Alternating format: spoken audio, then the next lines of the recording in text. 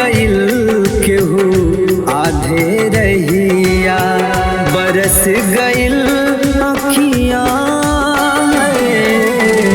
दिन दोपहरिया लागे जहरिया, नागिन जस रतिया। छोड़ गइल केहू आधे रहिया, बरस गइल अखियाँ।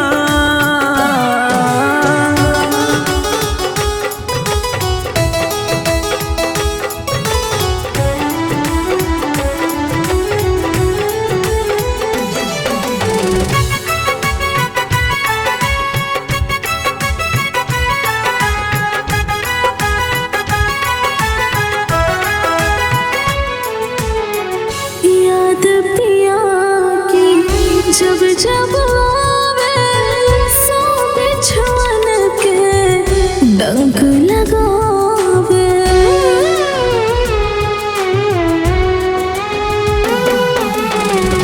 याद पिया जी के जब जब आवे, सो बिछुअन के डंक लगावे। निंदिया पराइल लुट जाला चैना, एक ही सुरतिया खोजेला नैना। ओह के करे चाहे भूल न पावे, प्यार के बतिया। छोड़ गइल केहू आधे रहिया, बरस गइल अखियाँ।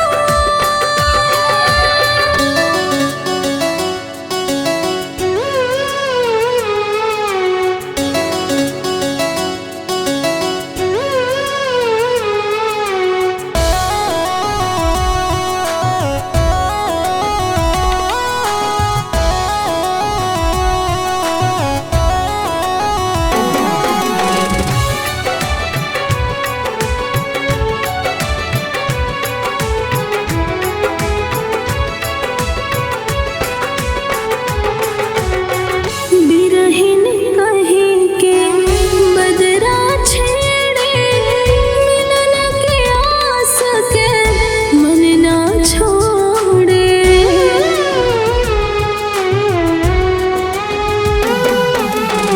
बिरहिन कहीं के बदरा छेड़े, मिलन के आस के मन ना छोड़े।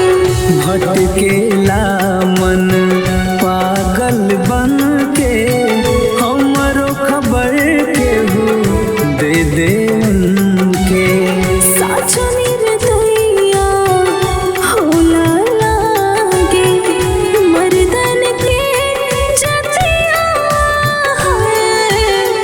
छोड़ गइल केहू आधे रहिया, बरस गइल अखियाँ। छोड़ गइल केहू आधे